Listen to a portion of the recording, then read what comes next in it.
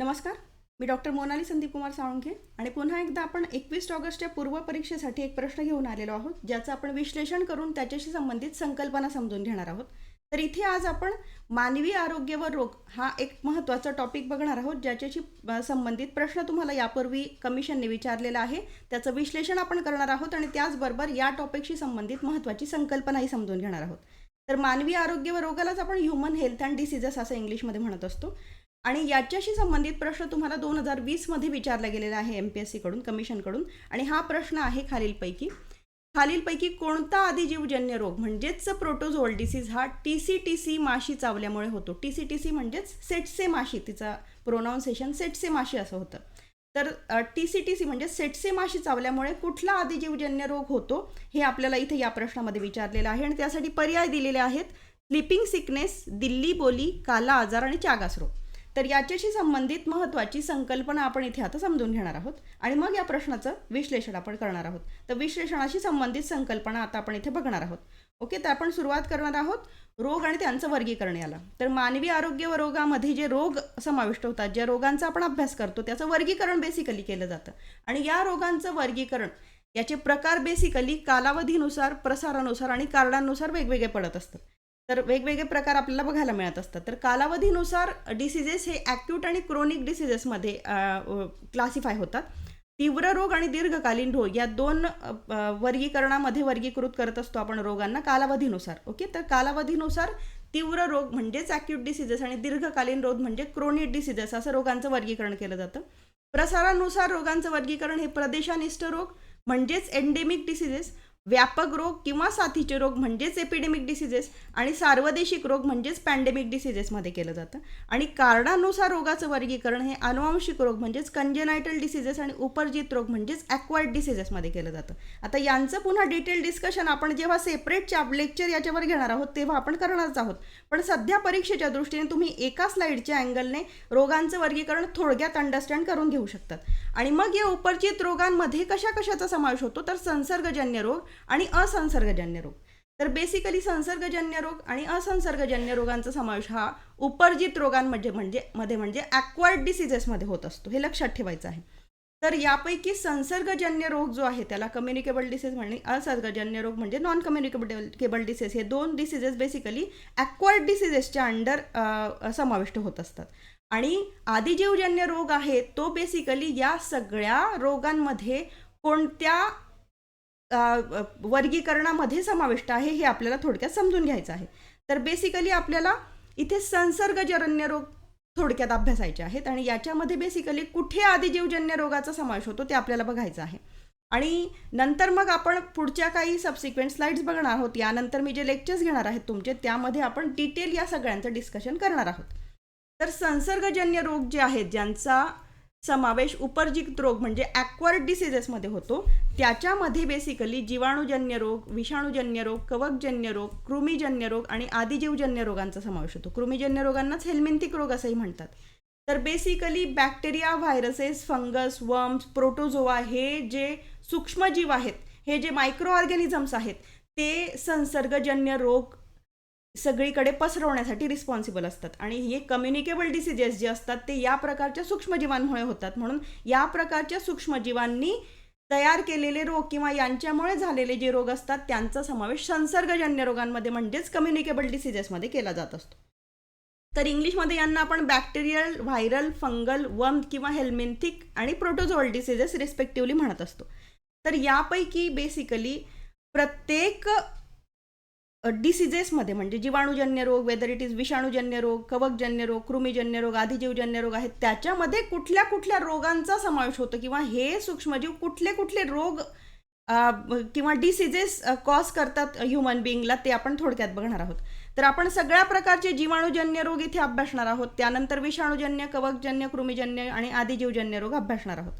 तर जीवाणूजन्य रोग जे असतात ते त्यांच्यामध्ये विषम ज्वराचा समावेश होतो म्हणजेच टायफॉइडचा समावेश होतो, न्यूमोनियाचा समावेश होतो, प्लेगचा समावेश होतो आणि याचप्रमाणे घटसर्प म्हणजेच डिप्थेरिया, कॉलरा, धनुर्वात म्हणजेच टिटॅनस, क्षयरोग म्हणजेच TB, अतिसार हगवण म्हणजेच डायरिया, कुष्ठरोग म्हणजेच लेप्रसी म्हणजेच हॅन्सेन डिसीजचा समावेश होतो, पर्ट्युसिस म्हणजेच डांग्या खोकल्याचा समावेश होतो, गोनोरिया, सिफिलिस, साल्मोनेलोसिस, हॅन्थ्रॅक्स, गँग्रीन या सगळ्यांचा समावेश जीवाणूजन्य रोगांमध्ये होतो. म्हणजे हे सगळे डिसिजेस जीवाणूंमुळे होतात, बॅक्टेरियांमुळे कॉज होतात. म्हणून यानंतर जर तुम्हाला काही प्रश्न विचारले गेले यापुढे कमिशनद्वारे की विषमज्वर म्हणजेच टायफॉइड हा रोग कोणामुळे होतो, कोणत्या सूक्ष्मजीवांमुळे होतो आणि खाली पर्याय दिलेले असतील, whether it is bacteria, whether it is virus, whether it is fungus, whether it is protozoa, तर your answer will be bacteria.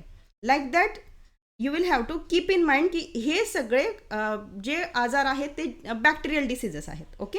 त्यानंतर आपण विषाणूजन्य रोग बघणार आहोत. यामध्ये कोणत्या कोणत्या आजारांचा समावेश होतो, तर सर्दी म्हणजेच कॉमन कोल्ड, गालफुगी म्हणजे मम्स, गोवर म्हणजे मिझल्स, रुबेला म्हणजे जर्मन मिझल्स, कावीळ म्हणजे हिपेटायटिस, डेंग्यू आजार म्हणजे डेंग्यू फिवर, यालाच ब्रेकबर्न फिवर पण म्हणतात, स्वाईन फ्लू, एड्स, चिकुनगुनिया, याचबरोबर चिकन पॉक्स, पोलिओमायलिटिस, देवी रोग म्हणजे स्मॉल पॉक्स, रेबीज म्हणजेच हायड्रोफोबिया पण म्हणतात त्याला, रेबीज, पिवळा ताप, येलो फिवर, झिका विषाणू, इबोला, निपाह रोग आणि कोविड-19 या सगळ्यांचा समावेश विषाणूजन्य रोगांमध्ये होतो. म्हणजे हे सगळे डिसिजेस विषाणूजन्य रोग आहेत, विषाणूंमुळे कॉज होतात, व्हायरसेसमुळे पसरतात. हे तुम्हाला इथे लक्षात ठेवायचं आहे.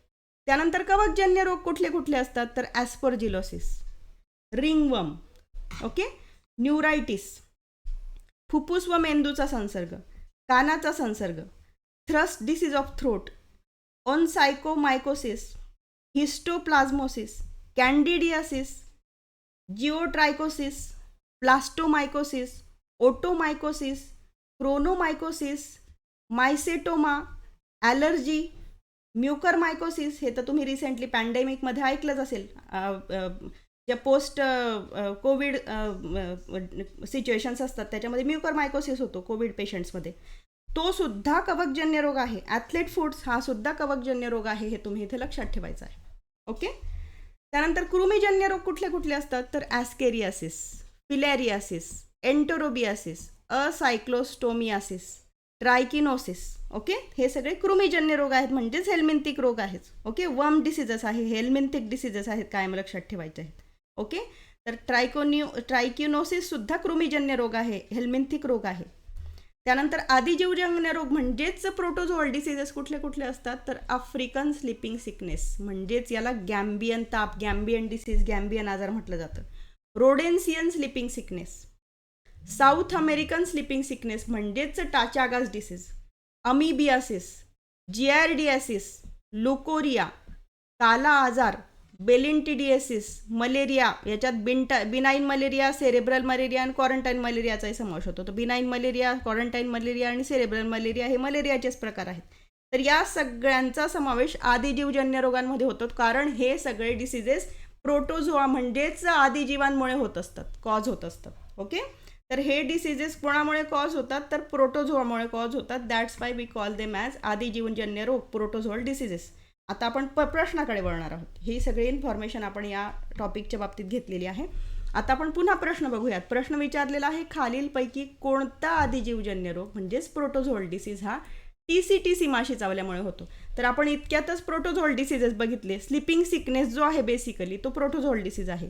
अमिबियासिस, जियार्डियासिस, लुकोरिया, काला आजार, मलेरिया हे सगळे आदिजीवजन्य रोग आहेत. पण प्रश्न काय विचारला गेलेला आहे, प्रश्न विचारले गेलेला आहे की कुठला आदिजीवजन्य रोग हा सेटसी माशी चावल्यामुळे होतो. आता आपल्याला पुन्हा आणखी डिटेल जावं लागेल आदिजीवजन्य रोगांमध्ये. तर आपण स्लिपिंग सिकनेस बघणार आहोत. तर त्याच्यातला पहिला स्लिपिंग सिकनेस, दुसरा स्लिपिंग सिकनेस आणि तिसरा स्लिपिंग सिकनेस आपण अभ्यासणार आहोत.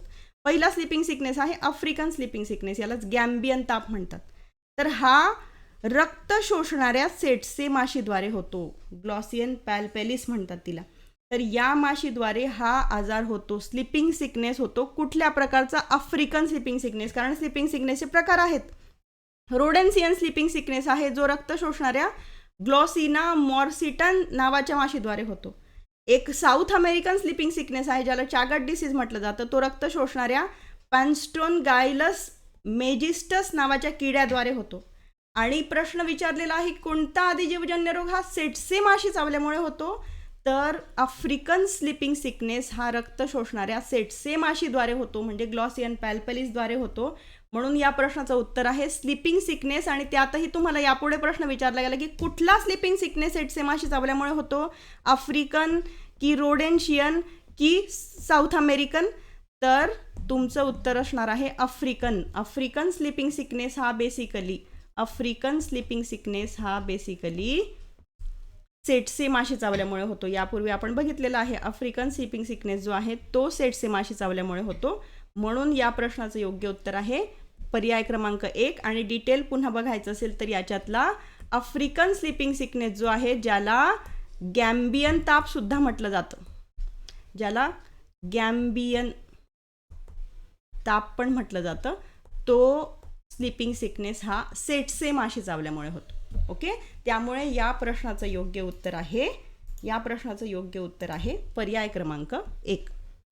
आणि याच प्रकारचे अनेक प्रश्न, त्यांचं विश्लेषण आणि त्यांच्याशी संबंधित संकल्पना आपण पुन्हा घेऊन येणार आहोत आणि या वेगवेगळ्या टॉपिक्सचा याच पद्धतीने थोडक्यात आढावा घेणार आहोत. तोपर्यंत ऑल द बेस्ट आणि धन्यवाद.